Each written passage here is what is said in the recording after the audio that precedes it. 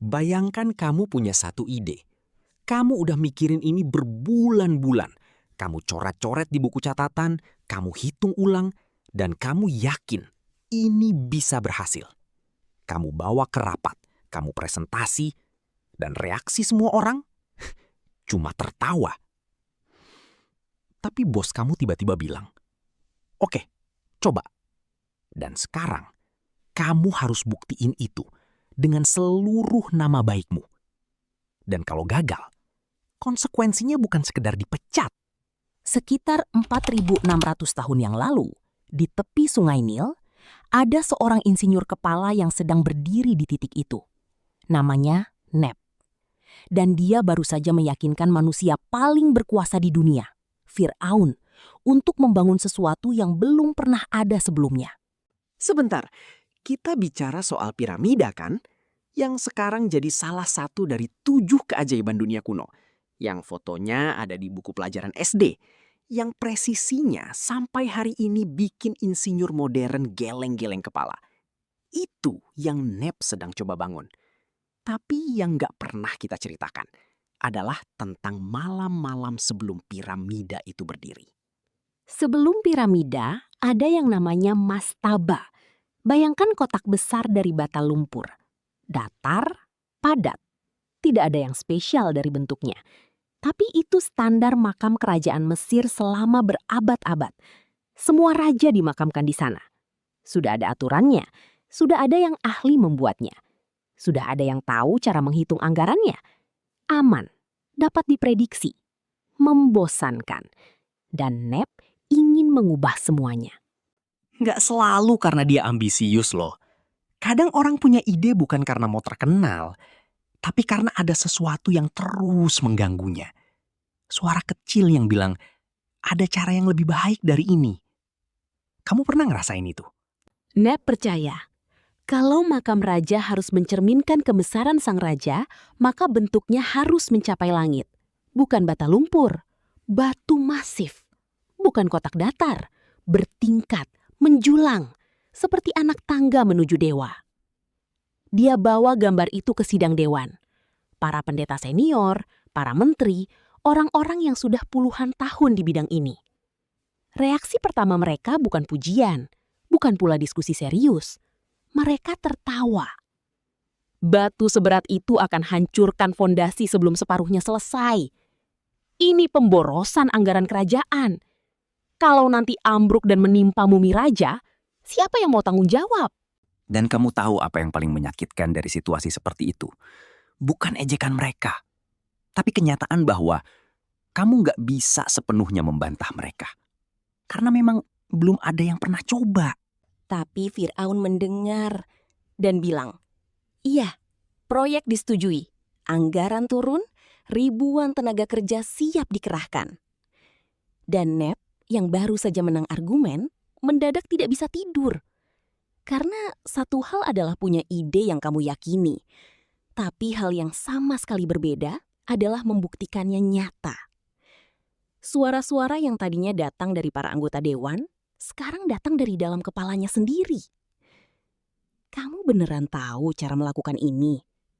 Belum ada yang pernah berhasil. Kenapa kamu pikir kamu bisa? Kalau gagal, taruhannya bukan dipecat. Psikolog modern punya nama untuk suara itu. Impostor syndrome.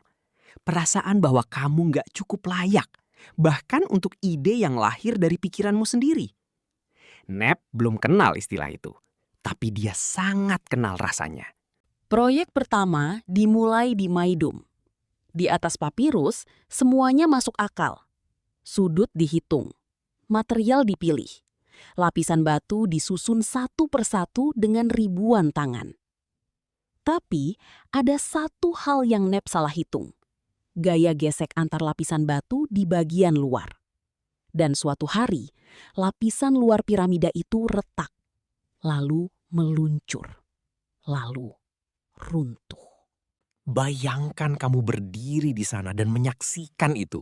Bukan proyek kecil yang gagal, bukan presentasi yang buruk, bukan laporan yang salah angka. Sebuah gunung batu yang kamu desain, yang kamu yakini, yang kamu perjuangkan bertahun-tahun runtuh di depan matamu. Dan klienmu adalah manusia yang bisa memutuskan hidupmu dengan satu kalimat. Entah karena Firaun percaya pada visi Neb, atau karena memang tidak ada orang lain yang bisa mengerjakan ini, Neb diberi kesempatan kedua. Neb belajar dari Meidum, menghitung ulang, lebih teliti, lebih hati-hati. Sudut kemiringan baru 54 derajat. Tinggi, megah, persis seperti yang dia bayangkan. Dan proyek berjalan baik, sampai separuh jalan. Di separuh jalan itu, datang laporan yang membuat Neb pucat. Dinding ruang makam di dalam mulai retak. Retakan kecil, tapi Neb tahu artinya. Beban batunya terlalu besar untuk sudut ini. Jika dilanjutkan dengan desain yang sama, piramida ini akan ambruk. Lagi. Aku mau kamu berhenti sebentar dan bayangkan posisi Neb saat itu. Proyek pertama sudah gagal. Kliennya memberinya kesempatan kedua yang jarang orang dapatkan. Dan sekarang, di tengah proyek kedua, dia menyadari ada yang salah lagi. Kamu mau ngapain di posisi itu? Pura-pura nggak lihat dan berharap tidak ada yang sadar sampai selesai? Atau Neb memilih untuk berbicara. Dia menghadap Firaun. Dan dia mengucapkan hal yang paling sulit diucapkan siapapun yang punya ambisi dan harga diri. Maaf Baginda, desain kita meleset.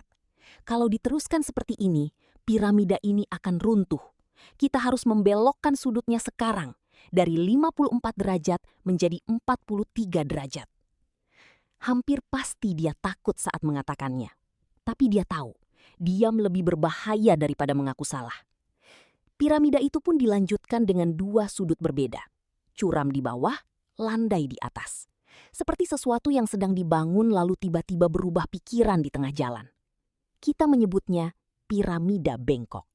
buat Neb, itu pasti terasa seperti monumen permanen dari kesalahannya. Ditatap semua orang, selamanya. Kita tidak tahu persis bagaimana akhir hidup Neb.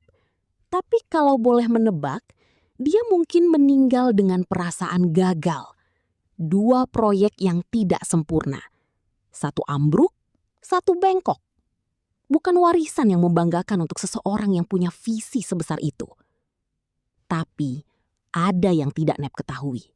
Piramida Agung Giza yang tingginya 146 meter, yang presisinya masih bikin peneliti modern melongo.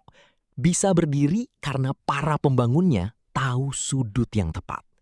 Dan mereka tahu sudut yang tepat karena ada Neb yang sudah mencoba sudut yang salah 2 kali. Piramida Giza yang sempurna berutang budi pada piramida bengkok yang gagal. Kita hidup di zaman di mana yang terlihat hanyalah hasil jadinya. Kita melihat karya yang viral, bisnis yang sukses, karir yang cemerlang, dan langsung menyimpulkan, oh, pasti mereka memang ditakdirkan untuk berhasil. Padahal hampir selalu, di balik setiap piramida Giza, ada piramida bengkok yang tidak diceritakan, yang tidak dimasukkan ke buku sejarah. Jadi, pertanyaannya bukan gimana caranya aku langsung bikin sesuatu yang sempurna. Pertanyaannya adalah, apakah aku berani membangun versi bengkok dulu? Karena orang yang paling takut membuat kesalahan biasanya adalah orang yang belum pernah menyelesaikan apapun. Neb bukan orang yang sempurna. Proyeknya gagal, desainnya bengkok, tapi dia membangun. Dia menghadap Firaun dan mengakui kesalahannya saat orang lain memilih diam. Dan dari kegagalan-kegagalannya, sesuatu yang luar biasa bisa berdiri, meski bukan di tangannya. Mungkin itulah yang sebenarnya dimaksud dengan keberanian. Bukan tidak takut gagal, tapi tetap membangun meskipun kamu tahu hasilnya mungkin bengkok. Dan siapa tahu, bengkokmu hari ini mungkin jadi fondasi dari sesuatu yang luar biasa, milik orang lain, di masa depan yang belum kamu bayangkan.